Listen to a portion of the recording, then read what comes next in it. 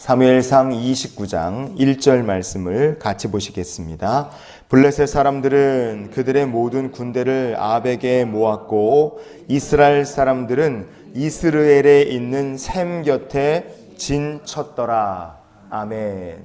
다윗이 블레셋에 자기 발로 들어갑니다. 그리고 아기스 왕이 신하가 되고 이제는 블레셋 사람들의 앞잡이가 돼서 이스라엘 백성들하고 싸울 위기에 처하게 됩니다. 이런 위기에 처하게 됐건 어려움들로 계속 들어가게 된 것은 상황이 급급함에도 불구하고 하나님의 도우심 구하지 않고 결정 내렸던 다윗의 성급한 판단 때문이었죠.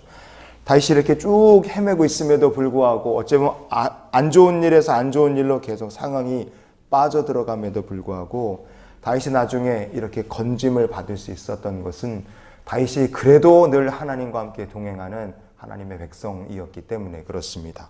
하나님께서 어려운 가운데 다윗을 그렇게 건져내 주신 거죠. 그런데 사울은 어땠냐? 말할 수 없는 걱정 염려에 이 사람 빠져 있었어요.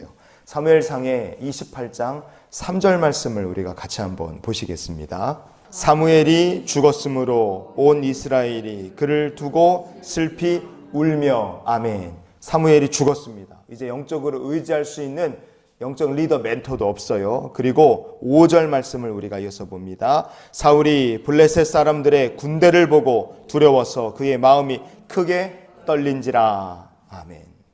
사무엘은 죽었고 블레셋 사람들은 이제 곧 쳐들어오는데 사울의 마음속에 걱정, 근심, 두려움이 말할 수 없을 만큼 몰려옵니다. 우리가 위기를 만나고 어려움이 있고 두려움이 내 마음에 찾아온다. 여러분, 그렇게 될 때마다 그런 상황을 만난다면 그럴수록 우리가 신앙의 원칙을 지키고 믿음 위에 굳게 서고 하나님께 가까이 나아가는 성도가 되실 수 있기를 축복합니다.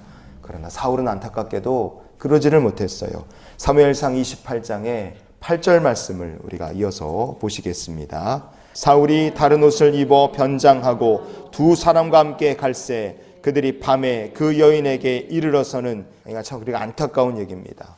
왕이 됐든 간에 대통령이 됐든 뭐 어떤 사람이든 최고의 권력자는 필요한 사람이 있으면 불러서 만납니다. 청와대로 와라, 백악관으로 와라, 이렇게 불러서 만나는 거죠. 왕이 만약에 몰래 변장을 하고 그것도 밤에 자기 신분을 속이고 그냥 사람도 아니고 신접한 여인, 이 무당 같은 사람을 찾아간다. 이거는 이 상황에서 이미 이 사람의 하나님의 기름 부으심을 받은 왕, 하나님께서 주신 뭐 사명, 뭐 위엄, 이런 거 그냥 채통, 이런 거 다 날아간 겁니다. 이 다 끝나는 거예요.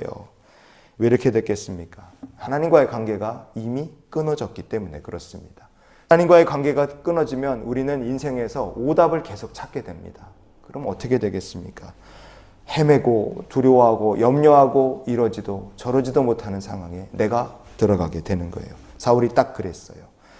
블레셋과의 전쟁 때문에 이런 일들이 벌어졌다고 합시다. 그러면 생각해 보십시오. 블레셋과의 전쟁은 다윗을 향하신 하나님의 계획, 이 전쟁을 통해서 다윗이 민족을 배신하거나 죄짓지 않고 다시 이스라엘 땅으로 돌아오게 하시는 하나님의 섭리였어요. 그러면 이 블레셋이라는 사람들의 전쟁 침공을 통해 하나님께서 사울에게는 어떤 계획을 가지고 계셨느냐? 사울이란 사람이 전쟁을 통해서 하나님께 위기 속에서 끝까지 하나님 찾고 하나님 의지하고 믿음으로 하나님께 붙어있는 사람이 되시기를 하나님은 원하셨습니다. 그러나 사울은 어떻게 했습니까? 사울은 이렇게 무당을 찾아갔고 어리석은 일들을 계속합니다. 사무엘상 29장 오늘 본문의 1절과 그리고 2절 말씀을 우리가 같이 보시겠습니다. 블레셋 사람들은 그들의 모든 군대를 아벡에 모았고 이스라엘 사람들은 이스르엘에 있는 셈 곁에 진쳤더라. 블레셋 사람들의 수령들은 수백 명씩 수천 명씩 인솔하여 나아가고. 아멘. 이 말씀만 봐도 짐작할 수 있는 것은 이 전쟁에 블레셋 사람들이 아주 작정을 하고 사람들을 엄청 동원했다는 걸 볼 수 있습니다. 많은 적이 쳐들어와요. 근데 이스라엘 백성들 쪽, 사울 쪽은 상대적으로 숫자가 훨씬 적습니다. 많이 쳐들어오는데 적은 숫자를 막는다. 그럼 어떻게 해야 되겠어요? 성 안으로 들어가서 문 걸어 잠그고 방어를 하든지 좁은 데 딱 들어가서 거기서 죽기 살기로 막든지 그렇게 해야 상식적으로 유리하지 않겠습니까? 말씀을 보면 이스라엘 백성들이 사마리아의 수도였던 이스르엘에 성이 있을 텐데 거기로 들어가지 않고 말씀을 보시면 이스라엘에 있는 셈 곁에 진을 쳤다. 이렇게 얘기를 합니다. 왜 사울은 이스라엘 성이 아니라 이스라엘에 있는 바깥에 있는 셈 곁에다가 진을 쳤을까? 답은 간단해요. 엔돌에 신접한 여인 만나러 갔다가 돌아오는 길에 이 많은 블레셋 군대들 때문에 이스라엘 성으로 들어가는 길이 차단을 당해서 성으로 못 들어간 겁니다.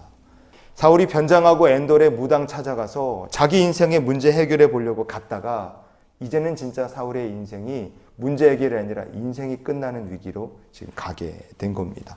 사울의 마지막 순간은 나쁜 판단, 하나님과의 관계가 끊어질 때 악순환이, 안 좋은 일들이 꼬리에 꼬리를 물고 찾아오고 결국에 멸망으로 떨어진다는 것을 보여주는 삶이었습니다. 그리고 그 가운데서 하나님의 구원을 사울은 받지 못했어요. 이유는 간단합니다. 하나님과의 관계가 완전히 끊어져 버렸기 때문에 그래요. 여러분, 오늘 우리의 삶이 다윗과 사울의 삶 속에 두 사람 다 어렵고 바보 같은 결정들을 계속 내렸던 사무엘상 27장, 28장 이야기들을 우리가 봅니다. 똑같이 두 사람 다 어리석은 바보 같은 판단을 내렸을지 모르지만 하나님과의 관계 속에서 한 사람은 구원을 받고 한 사람은 안타깝게도 스스로 생명을 끊는 일이 벌어졌다, 이거예요.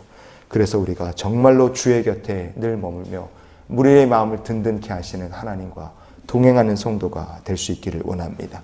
그래서 이런 기도로 오늘의 삶을 살았으면 좋겠어요. 하나님, 오늘도 주님 곁에 있으므로 저의 마음과 삶이 든든한 하루가 되게 하여 주시옵소서.